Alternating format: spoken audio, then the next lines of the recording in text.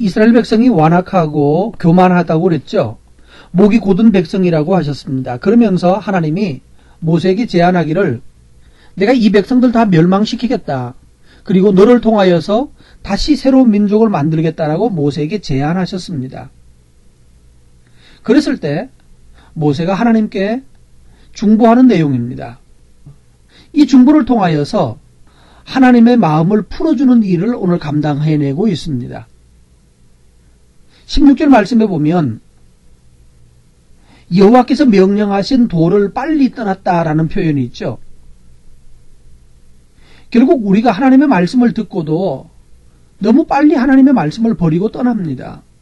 예배 드리고 나서 빨리 떠나고 묵상하고 나서도 빨리 떠나고 금방 잊어버리고 또 내 편리로 돌아간단 말이에요.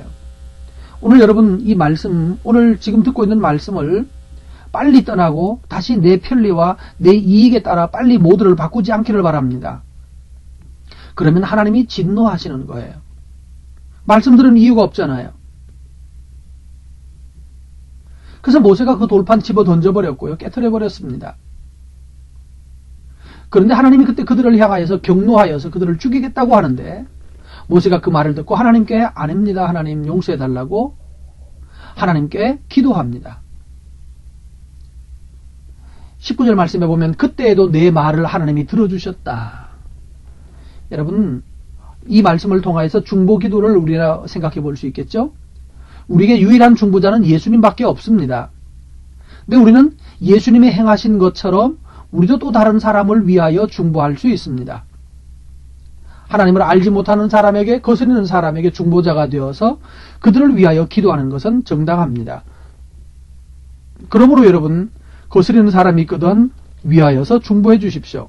하나님이 여러분의 기도를 듣고 그들을 용서하실 것입니다. 형 아론도 모세를 통하여 구원받습니다. 하나님이 아론도 징벌하겠다라고 하는데 아론을 위해서도 기도했고 하나님께서 그를 용서하십니다. 그러나 꼭 기억하십시오. 우상 숭배하던 것, 자기를 위하여 만들었던 우상은 갈아서 날려버렸습니다. 물에 떠내려버리게 했습니다. 우리가 기도하는 것도 맞고 중보하는 것도 맞지만 그러나 죄를 그냥 놔둔 채로 계속해서 하나님 용서해달라고 하는 것은 옳지 않습니다. 그래서 모세가 하는 것처럼 죄는 버리는 것을 배워야 합니다. 버리셔야 합니다.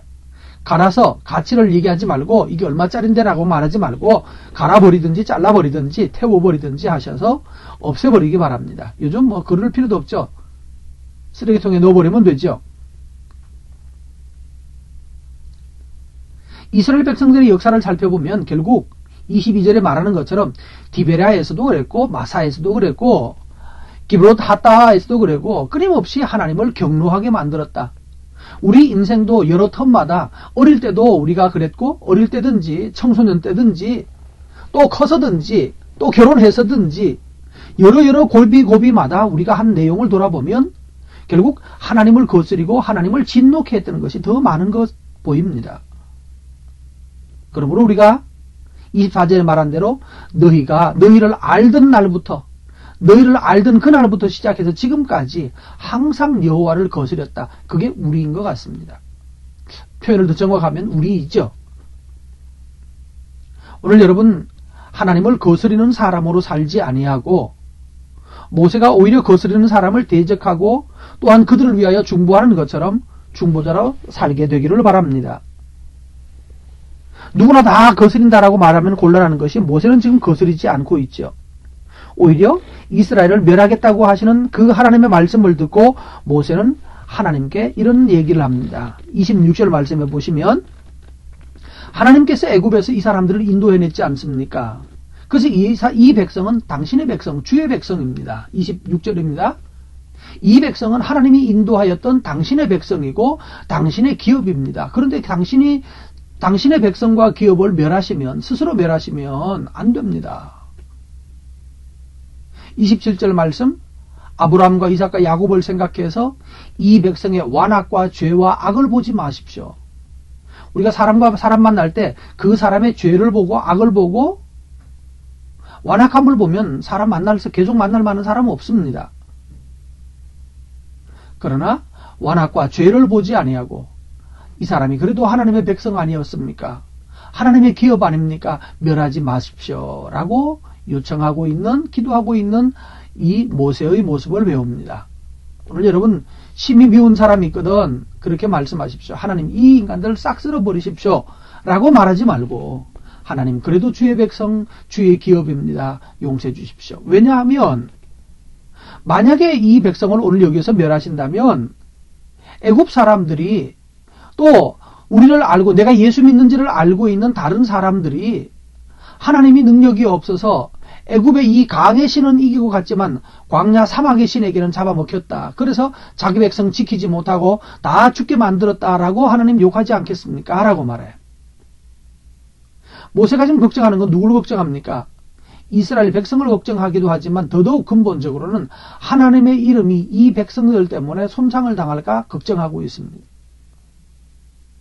오늘 여러분 내가 손해를 볼 때는 길길이 날뛰지만 하나님의 이름이 손상을 받을 때 우리는 어떻게 행동하고 있습니까? 어떤 사람이 기독교는 어쩌니 저쩌니 하고 있을 때 우리는 씩 웃고 있거나 그냥 뒤로 부끄러워하면서 조용히 모르는 척하고 있지 않느냐 말이에요. 근데 만약에 나를 보고 야 이 개 녀석아 뭐 이렇게 말하면 우리는 야 네가 나한테 뭐 해준 게 뭐 있다고 그러면서 싸우려고 덤벼들지 않습니까? 하나님의 이름을 욕하고 있는데 그래서 여러분 기억하십시오. 성도는 부끄럽게 죽어도 안 되고 추하게 죽어도 안 되고 더럽게 죽어도 안 됩니다. 성도는 망해도 안 되고요. 성도는 하나님의 백성은 왜냐하면 내가 망하고 내가 더러워지고 내가 이렇게 꼴사나워지면 하나님의 나를 아는 사람들이 아이고 저거 예수 믿는다고 그러더니만은 꼴이 뭐 저래 라고 말해버리면 이런 일에 쓰임받으면 안 됩니다. 여러분 우리 오늘 하나님 앞에서 순결하게 하고 오히려 모든 사람이 거스린 건 아닙니다. 모세는 거스리지 않았잖아요. 여러분 우리 모세처럼 하나님을 거스리지 않고 오히려 하나님의 진노를 잠재워주는 일에 하나님의 분노를 이렇게 마음을 풀어주는 일에 쓰여지기를 바랍니다. 사실 하나님이 정말로 이스라엘을 죽이려고 한 것은 아닙니다. 모세를 떠보고 있는 것입니다. 여러분 하나님 여러분을 시험하시는지도 모릅니다. 사람들 미워하지 말고 그들이 완악하더라도 악과 죄가 있더라도 그것만 보지 말고 하나님이여 이 사람도 주의 백성입니다 라고 보시고 겸손하게 그들을 위해서 중보하시면 하나님이 너 옳구나 너 진짜 내 종이구나 인정하실 것입니다. 오늘도 이 일에 지지 않고 승리하게 되시기를 축복합니다.